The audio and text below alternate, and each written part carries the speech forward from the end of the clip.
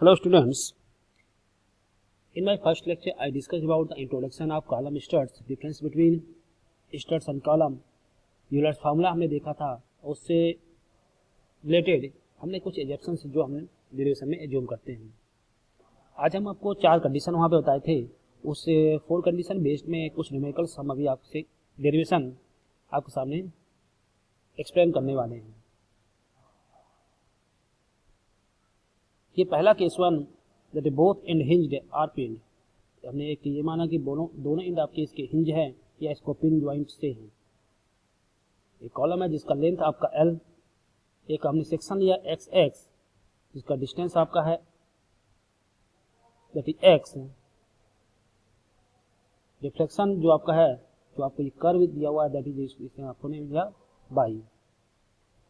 आपने जब वहाँ बेंडिंग इक्वेशन देखा होगा, जब आपने मैक्यूलर मेथड्स में डेरिवेशन देखा होगा, तो वहाँ पे एक फार्मूला मिला था EI² D² by upon DX² equal to, यहाँ पे आपका हमने बोला था कॉन्केव को नेगेटिव, कॉन्वेक्स को पॉजिटिव लेंगे, तो सेम इसका है कॉन्केव, ये वैल्यू आपकी that is negative, that is इसलिए यहाँ पे लिखा है P by that is moment. तो moment M equal to EI D² by upon DX², ये P into by that represent आपका है मोमेंट। तो यहाँ पे जो फोर्स लगा है P, ये आपका डिस्टेंस आपका बाई दैट इज, ये आपको कहलाएगा क्या, मोमेंट। ये हो गया आपका moment that EI into D² by upon DX² equal to P by, इसको हम ऐसे भी लिख सकते हैं D² by upon DX² plus P by upon EI equal to 0। That is second order differential equation. तो इसको आप सॉल्व करेंगे, सिंप्लीफाई करने के बाद ये हमें एक मिला by equal to C1 and C2, ये दो आपके कांस्टेंट हैं, C1 cos स्क्वायर ब्रैकेट्स के अंदर x into square root of P upon EI plus C2 sine brackets के अंदर x into square root of P upon EI। C1 और C2 आपके कांस्टेंट हैं। एट B, जो हमने एट डिस्टेंस A और B में आपका डिफ्लेक्शन कितना है 0, at B x equal to 0 तो y इक्वल टू 0, तो जब आप वैल्यू पुट करेंगे x और y की, यहाँ C1 इक्वल टू 0 हो जाएगा। At x equal to L, जो आपका पॉइंट B से L गया, ये point B to L, total length आपका कॉलम का कितना है दैट इज L, तो ये हो गया x इक्वल टू L पे y इक्वल टू 0, उस पॉइंट में कोई आपका डिफ्लेक्शन नहीं है। तो जब हमने तो इस y इक्वल टू 0 पुट कर दिए, x इक्वल टू L, इस इक्वेशन में वैल्यू पुट किए तो वैल्यू आई C2 sine L into square root of P upon EI। Since C1 equal to 0, we conclude that C2 cannot be 0, और C1 और C2 दोनों का वैल्यू कांस्टेंट, वैल्यू आपके कांस्टेंट 0 हो गए, तो भी इसको सॉल्व नहीं किया जा सकता। तो यहाँ पे हमने C2 को cannot be 0, तो जब इस टर्म को हम इक्वल टू 0 मान लिए, C2 को 0 नहीं मान सकते इससे, तो this is because of both C1 और C2 और 0 the column will not bend to all. तो इस कंडीशन में कभी वो बेंड नहीं हो सकता। तो हमने क्या मान लिया, इस टर्म को 0 मान लिया, instead of C2 sine L into square root of P upon EI equal to 0। Sine 0 का वैल्यू कितनी होती है, 0 पाई पे, पाई 2 पाई 3 पाई पे, तो यहाँ पे दोनों साइड साइन वैल्यू पुट कर दिया, तो 0 की जगह हमने यहाँ पे पाई ले लिया, तो ये हो गया L into square root of P upon EI। जब स्क्वायर रूट करोगे तो P equal to pi square EI upon L square. That is the first derivation when both end hinged are pin joint. That is Euler's formula, P is equal to pi square EI upon L square. That is the basic formula। ये जो हमने ये last class में basic formula आपको दिया था उस condition में, तो सेम जब आपका दोनों इन पॉइंट आपके हिंज होंगे या पिन जॉइंट होंगे, तो उस कंडीशन में P यूलर या प्री मैक्सिमम या प्री ट्रिकल लोड इसको बोल सकते हैं, pi square EI upon L square. यदि केस 2, यदि केस 1 में हमने देखा P equal to pi square EI upon L E square है, एल ई मतलब इफेक्टिव लेंथ। अब यहाँ पे हम दूसरा कंडीशन लेते हैं कि one end fixed other end free, एक इंड को हमने फिक्स कर दिया, दूसरा इंड आपका फ्री है। तो उस कंडीशन में सेम कंडीशन, आपका जो कॉलम है एल है, रिफ्लेक्शन आपका एंड जो आपका फ्री इंड है वहाँ पे कितना होगा, डेल्टा हो गया। मिड जहाँ पे सेक्शन है वहाँ पे डिफ्लेक्शन कितना है बाई, डिस्टेंस कितना है, डिफ्लेक्शन जो पोजीशन लिए एक्स आपका एक्सिस लिए सेक्शन और आपका एक्स डिस्टेंस पे है। बी पे डिफ्लेक्शन 0, ए पे कितना होगा मैक्सिमम डेल्टा। तो यही मोमेंट कितना हो जाएगा P इंटू डेल्टा। ये अगर एक सेक्शन के लिए लें तो ये अगर यहाँ से आपने एक डॉटेड लाइन खींचा तो ये कितना हो जाएगा डेल्टा माइनस बाई, तो इस पॉइंट के लिए हो जाएगा P into delta minus by एक सेक्शन सेक्शन के लिए, तो यहाँ हो जाएगा E I D square by upon D X square P into delta minus by that is moment. Brackets को ओपन कर लिए तो E I D square by upon D X square plus P by equal to P into delta, E I से divide कर दिए। ये differential equation that is second that is partial differential equation है। जब इसको आप सॉल्व करोगे simplify करने के बाद यहाँ पे आपको इस प्रोसेस को पूरा सॉल्व करने की जरूरत नहीं है, बस हमें ये मैथमेटिकल फार्मूला या क्लियर हो तो डायरेक्ट इसको यूज कर सकते हैं। तो बाई इक्वल टू जब आप इसको फर्स्ट टाइम इंटीग्रेशन करोगे तो d y upon D x आएगा, तो सेकंड टाइम डिफरेंस इंटीग्रेशन करोगे तो बाई इक्वल टू मिलेगा y equal to C one cos x into square root of P upon E I plus C two cos x square root of P upon E I plus delta C one C two that is constant of integration. Similarly at b point पे x equal to zero y equal to zero C one equal to minus delta put, जब इस equation में value put करोगे x equal to zero and y equal to zero, तो यहाँ पे आपको value मिल गई that is C one equal to minus delta. तो आपने slope at any section is given by, अगर आप उस इक्वेशन को एक बार डिफरेंशिएट करते हो तो स्लोप मिलेगा, ये स्लोप आपको मिल गया d y upon D x, sine क्या होता है सॉरी कॉस का होता है माइनस साइन, तो हो गया minus C one square root of P upon E I sine X है square root of P upon E I plus C two square root of P upon E I cos X P upon E I. At B slope is zero, क्योंकि इस point में आपको A और B point में slope, A में B point में slope है, A B में स्लोप है, तो बी स्लोप इज जीरो, तो ए में स्लोप कितना होगा ये हमें निकालना होता है। At x equal to zero d y upon D x equal to zero, at देख ले at y equal to zero या एक्स इक्वल टू जीरो, इस पॉइंट में कोई स्लोप नहीं है तो आपका d y d x equal to zero हो जाएगा, C two equal to zero हो जाएगा।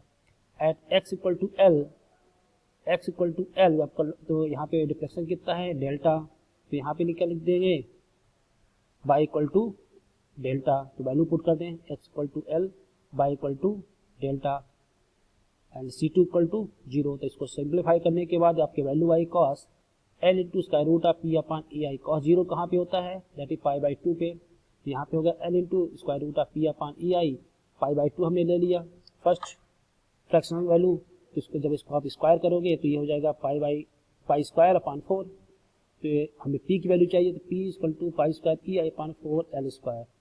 तो इसके पहले हमने देखा था pi square E I upon that is L square that Euler's formula. तो यहाँ पे क्या हुआ कि जब आपका एक एंड फिक्स है दूसरा एंड फ्री है, उस कंडीशन में जो आपका यूलर वैल्यू हो गई है दैट इज 1/4 टाइम्स आपका डिक्रीज हो गया। Clear that is P equal to that critical load P equal to pi square E I upon 4 L square when simple से वैल्यू है कि आपका अगर इफेक्टिव लेंथ हमारा कितना हो गया 2 times L equal to 2 L square यहाँ पे हो गया,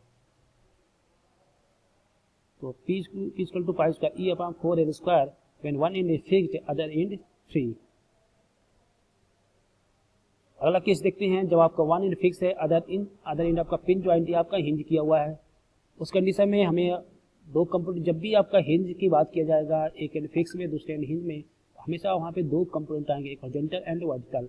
इसके पहले हमने कभी भी कहीं भी आपका हॉरिजॉन्टल कंपोनेंट की बात नहीं की, तो जब भी आप डेरिवेशन करने जाओगे तो आपने जब शेयर फॉर बेंडिंग मोमेंट देखा होगा वहाँ भी हमने दो कंपोनेंट लेते हैं, तो सेम यहाँ भी आपके दो कंपोनेंट आएंगे, एक हॉरिजॉन्टल एक आपका वर्टिकल।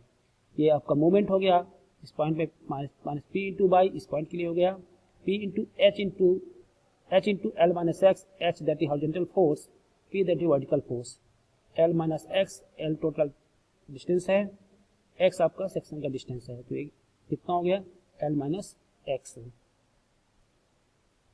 सॉल्व कर लें इसको E I D square by upon D square plus P by bracket H into L minus x.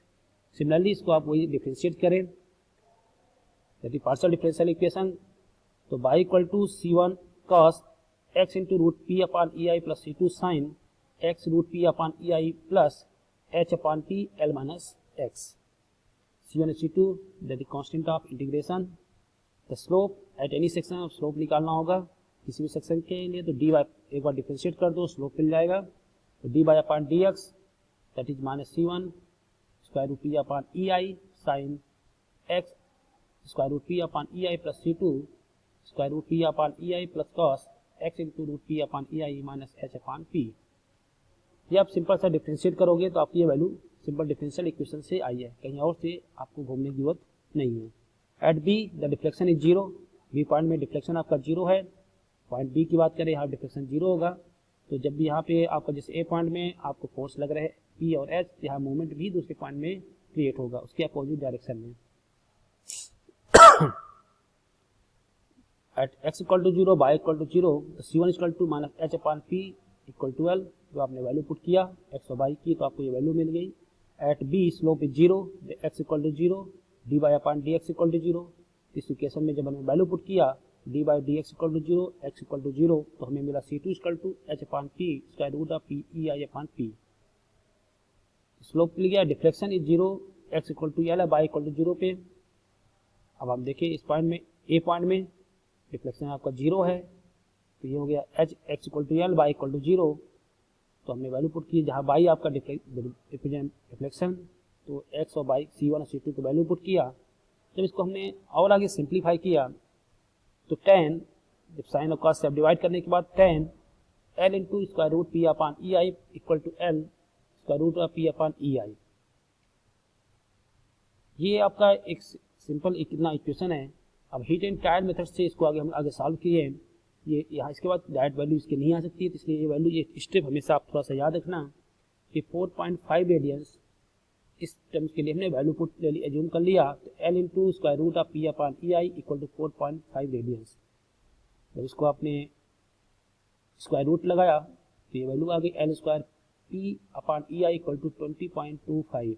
जैसे अप्रॉक्सीमेटली वैल्यू कितनी है 2 पाई स्क्वायर के, तो यहाँ पे हमने वैल्यू पुट कर दिया इसकी जगह 2 पाई स्क्वायर 20.25 की जगह, तो P equal to 2 pi square E I upon L square. That is the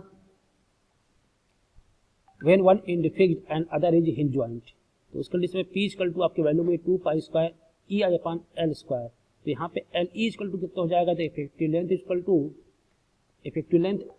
two हो जाएगा एल अपॉन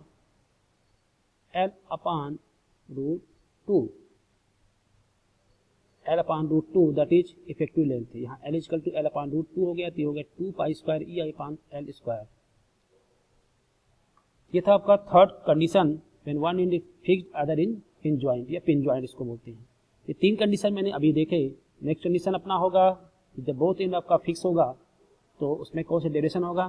नेक्स्ट क्लास में हम देखेंगे रैंकाइन थ्योरी, एक छोटा सा टॉपिक है, देन आपका numerical based on the Euler's theory and Rankine theory. तो ये आज तक के लिए इतना सफिशिएंट है। नेक्स्ट क्लास में अपन देखेंगे फोर्थ कंडीशन और Rankine theory and numerical. Thank you, have a nice day.